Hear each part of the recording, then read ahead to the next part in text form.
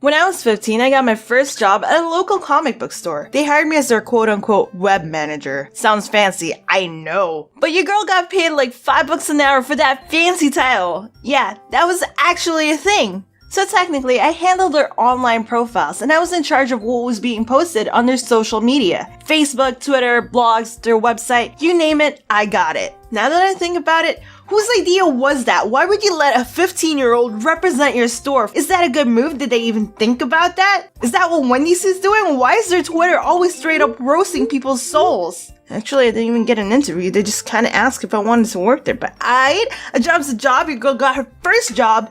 What can go wrong, right? So I handled their sales online and I eventually became an expert on Yu-Gi-Oh, Pokemon, and Magic the Gathering cards with their rarity and prices. Pretty much figuring out if your Blue Eyes White Dragon can pay for your college tuition. You know, I didn't even handle customers, which is oddly enough really ironic given what this video is about. The comic book store didn't really have an office space or much of a space to begin with, so they sat me at a random counter where the customers would usually ask me questions about comics, if there's new releases, why did Thanos have to do that, where things could be found, and I didn't really know the answers because, well, they didn't really teach me a thing. I got a job! Get to work! Hey, can I pay at the register real quick? Well, see, I can't. Excuse me? What do you mean? Don't you work here? Well, yeah, but, they never taught me how to do that, or even touch the register. Can you just do it? I'm in a rush. You're the only one here. Well, see, I don't even think I'm allowed to touch your money. I'm sorry. Anyways, there was this guy named Mark, and he was always at the store with his friends nearly every single day. The only interaction I've ever had with this guy was a casual, hi, hello, good morning, good afternoon, until one eventful day when I was trying to organize the mangas. Mark comes up to me and hands me a bag of fries. And I'm not gonna lie, I was actually legit really happy because who doesn't like some free fries, right? I didn't ask for fries, but it just magically appeared. It was glorious. Is this for me? Yeah. Aw, thank you, that's really nice of you. And without saying a word, he smirks and just walks away. Weird, but it sounds like a rom-com waiting to happen, right? Prince Charming just comes to save the day and brings some good old fries. So I put away the fries for later because no one wants grease stains on their comics and mangas. But see, here's the thing. Mark comes back with his posse right behind him. I thought legit I was gonna get mugged at my job. Oh hey, thanks for the... Give me your number. Wait, what? Your phone number? This guy says it as if he's robbing a bank, and I don't know why some people think that's completely okay, but I'm pretty sure shoving your phone to someone's face won't get you their number, and being really assertive about it just makes you look like a complete tool. I don't give out my number, I'm sorry. But I gave you fries. You good right now? You can still take them back. Nah girl, just let me get your number. And this goes on for a while. Like, bruh, I don't got unlimited like that. It's gonna cost me money to ignore your damn texts. This guy just doesn't understand rejection, grabs my phone that was on the table and just calls his number. He chuckles, hands me back my phone like what just even happened? And then this complete abomination of an excuse of a human being winks at me, then proceeds to tell me, "You're welcome." And if you think that's bad, it gets much worse. Since his friends were cheering him on how he miraculously got my number like it was some sort of trophy of some sort, his ego goes off the charts. And the fact that his friends thought that it was hilarious, Mark musters up the confidence, the sheer audacity to try to lean in for a kiss.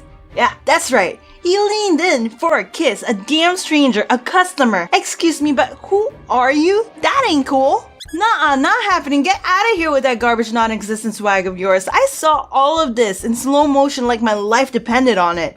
And with my cat-like reflexes, I pushed him back. Be gone with your crusty lips. No, thank you, my guy. Nah.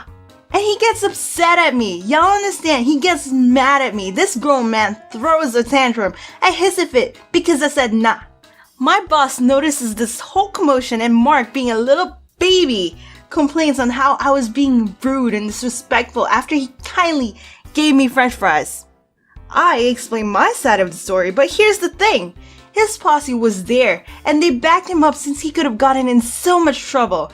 They could have been banned from the store, so they lied for him. Bunch of freaking creeps lied for their even creepier friend, who was, by the way, in his mid-20s, so maybe 24, 25, trying to kiss a 15-year-old. Yo, that ain't right. My dude, what are you doing with your life? I'm pretty sure he knew exactly what he was trying to do. Be a complete scumbag of the universe. Luckily, my boss didn't really believe this guy since he was already scummy in the first place, but at the same time, he was a loyal customer. I didn't really have proof of what happened because his posse was there, and the store didn't have cameras other than the ones pointed directly at the cashier. Good thing my boss knew that I was the type of person that didn't like confrontations in the first place, so it's not like I'd start a problem for no reason just because I felt like it.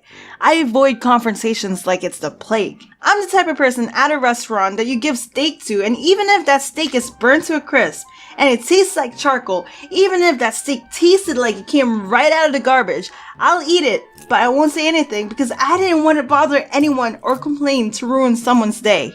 So, to avoid any further issues with this guy, my boss moved me to the back room. No windows, just a small tiny room where they kept their inventory. If you opened the door, it would hit my chair because the room was so small. They stuck me in a tiny little room because of a giant creepazoid, and I technically got punished for it. And he was still allowed to be there every single day. The hilarious part was I'd hear some of the guys outside the tiny little room say, "Oh, who are you guys hiding there? I heard there's a girl there, is that true? Hey girl, come out."